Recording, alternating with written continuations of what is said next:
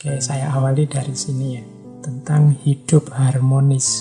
Bagaimana manusia mengupayakan hidup yang harmonis dengan alam. Versinya tahu. Ini kalau saya ringkas ada 3 caranya. Yang pertama apa? Manusia itu satu-satunya makhluk yang punya daya untuk mengelola hidupnya. Meskipun hidup ini ada sunnatullahnya, ada hukum alamnya. Semua di luar manusia otomatis berjalan sesuai jalur fitrahnya. Nah, manusia ini yang punya daya untuk nyeleweng, untuk taat, patuh dengan hukum alam atau untuk sebaliknya. Oleh karena itu, manusia yang sadar akan hakikat hidupnya harusnya banyak mengambil waktu untuk kontemplasi. Jadi kontemplasi ini dalam rangka menyadari bahwa hidup ini sebenarnya sudah ada mekanismenya sendiri, termasuk hidupnya manusia.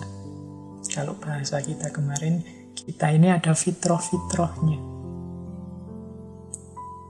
Kadang-kadang kita keluar jalur karena terlalu banyak mikir, terlalu banyak ngomong, terlalu banyak menganalisis macam-macam, kita merancang sendiri hidup di luar rancangan yang alami.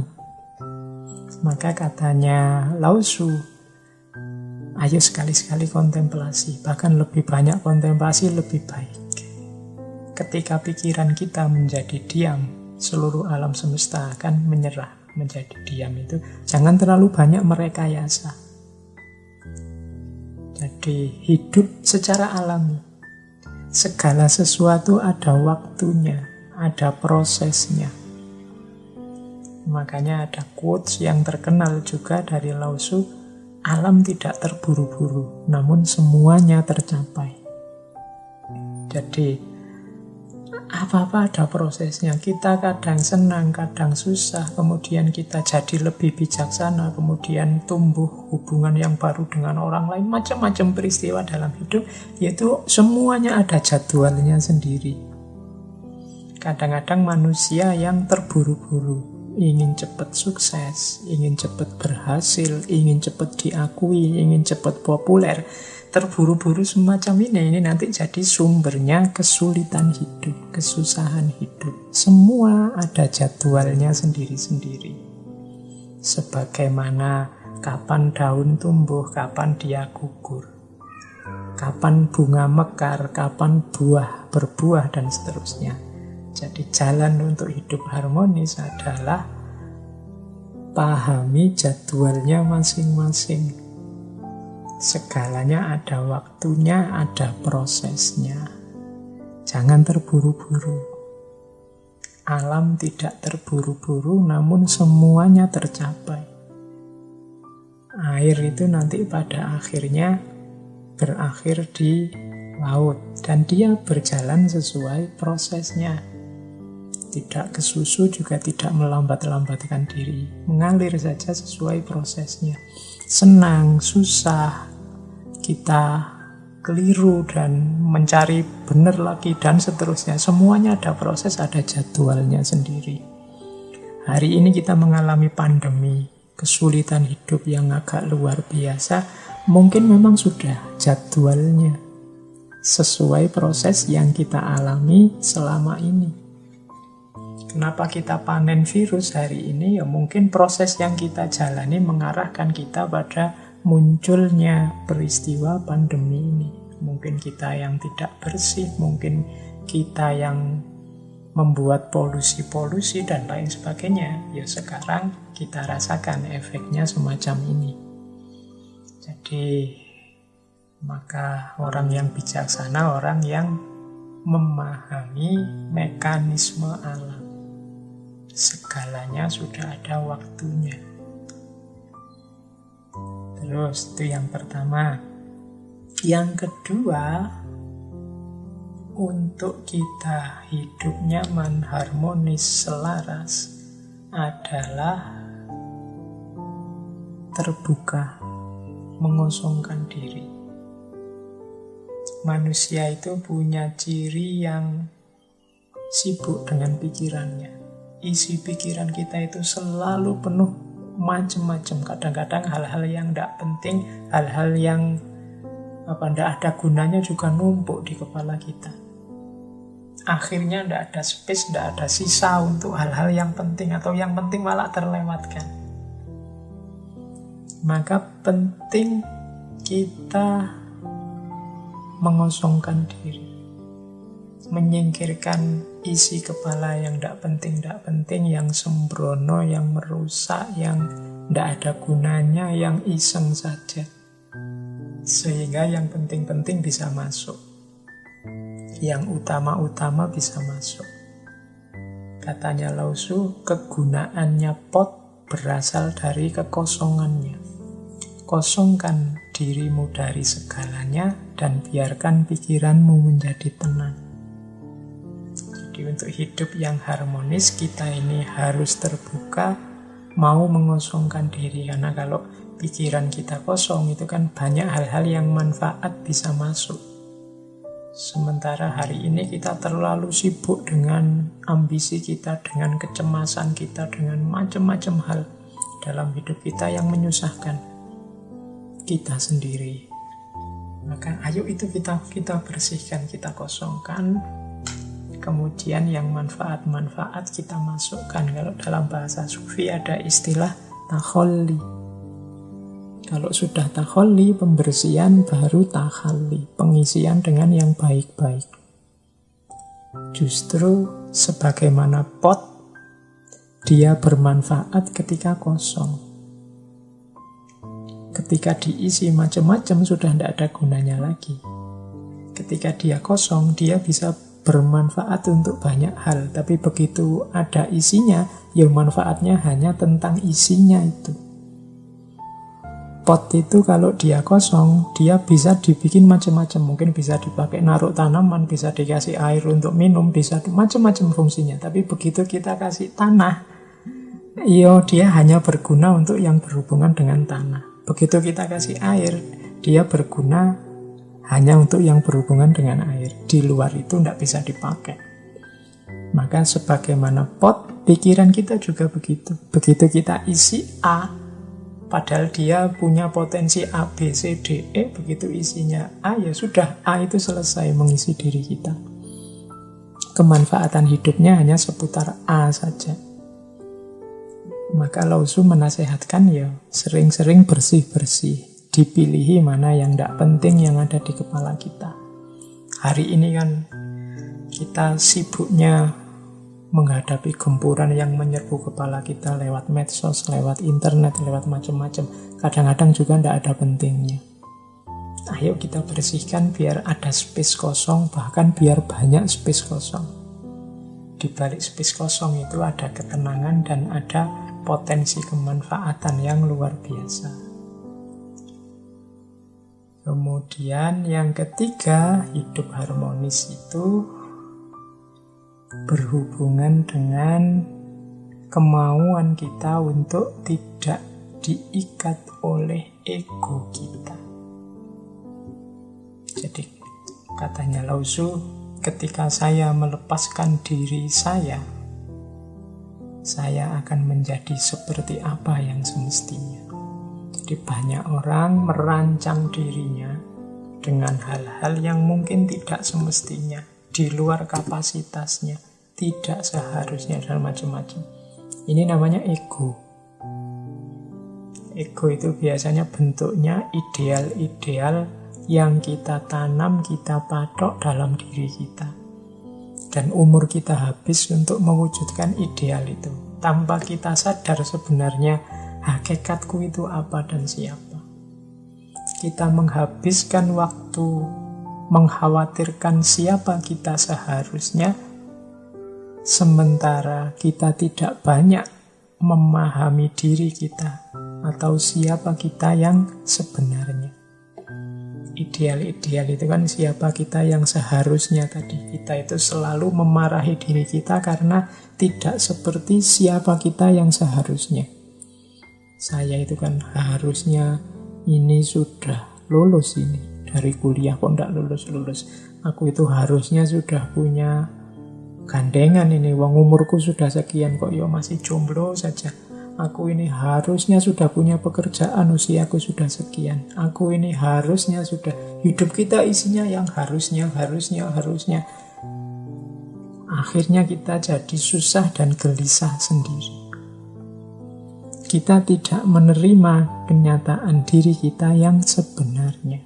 Karena kita terpaku pada ego kita yang menuntut diri kita yang seharusnya. Ini sumber kegelisahan kalau menurut Tao. Jadi lepaskanlah, katanya Lao Tzu. Ketika saya melepaskan diri saya akan menjadi seperti apa saya yang semestinya. Pahami diri kita. Hampir semua filosof timur, bahkan filosof barat seperti Socrates dan kawan-kawan kan selalu wanti-wanti untuk memahami diri, mengenali diri.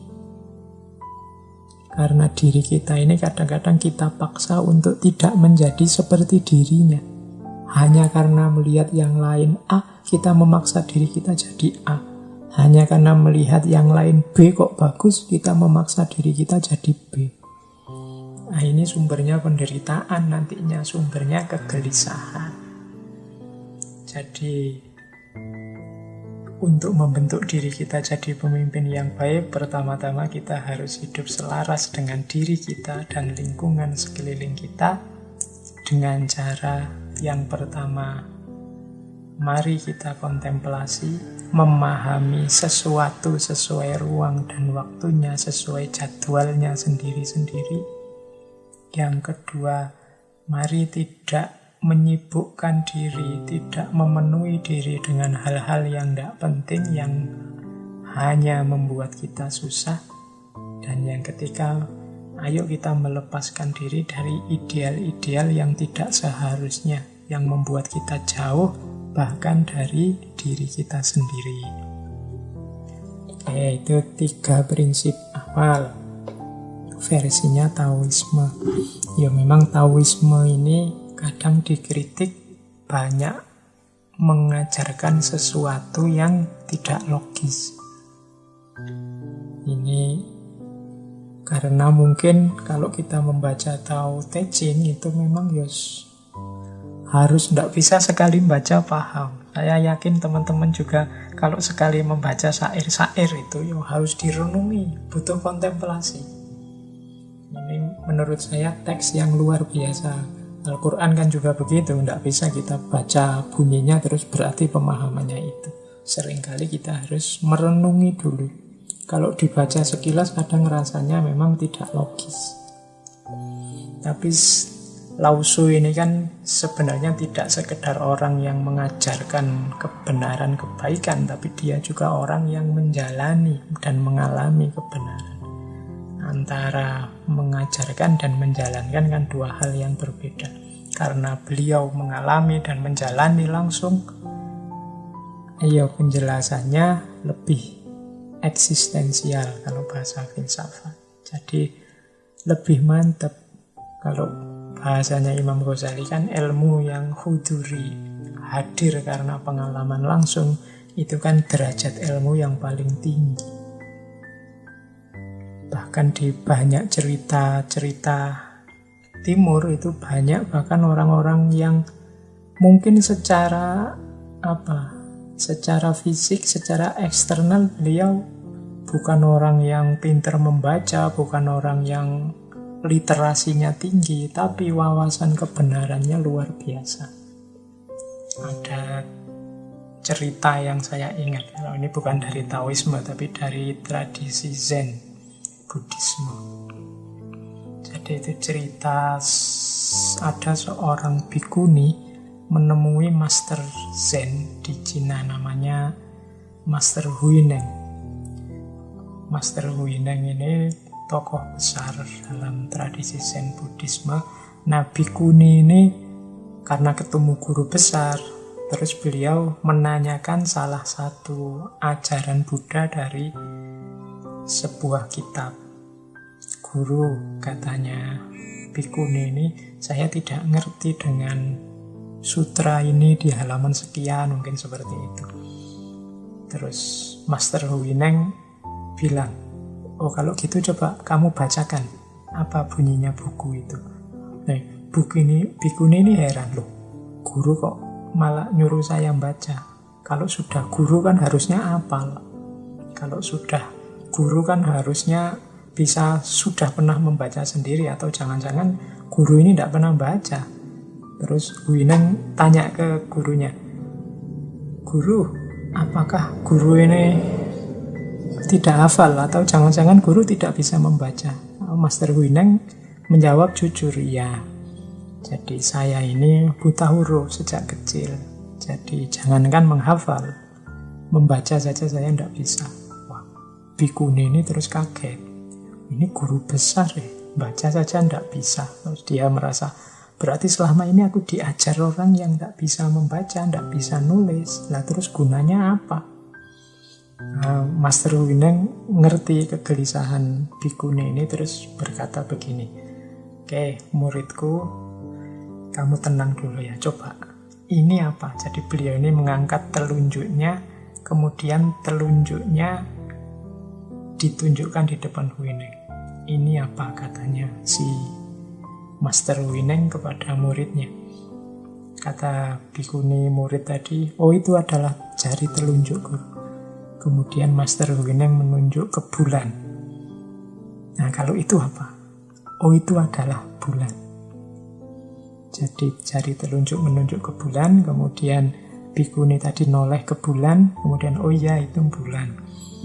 Terus Master Huineng berkata, kalau aku tidak menunjuk dengan telunjukku ini, apakah engkau bisa melihat bulan? Telunjuk adalah kitab dan semua ajaran yang ada di dunia, sementara rembulan adalah kebenaran. Muridku, aku sudah bisa melihat rembulan tanpa bantuan telunjuk. Kalau engkau bagaimana? Nah, dari sini terus bikuni ini sadar bahwa ya telunjuk itu ibaratnya buku, kitab suci atau apapun tulisan, sementara isinya adalah kebenarannya. Nah, kadang-kadang kita ini terlalu bersandar pada telunjuk sehingga melupakan rembulannya. Orang-orang seperti Lao Tzu ini orang yang bisa melihat langsung rembulan tanpa butuh ada yang menunjukkan, karena mereka mengalami langsung kebenaran, tidak sekedar ditunjukkan mana itu kebenaran. Ini nanti rahasianya, hubungannya kalau kita belajar ilmu laduni. Dulu kita pernah membahas ini di Imam Ghazali. Jadi betapapun teks, betapapun kitab, buku, naskah itu hanya petunjuk yang mengarahkan pada kebenaran. Jangan hanya berhenti di teks, jangan hanya berhenti di nas, tapi bagaimana kita menghidupkan nas, menghidupkan teks, menghidupkan kebenaran dalam hidup kita.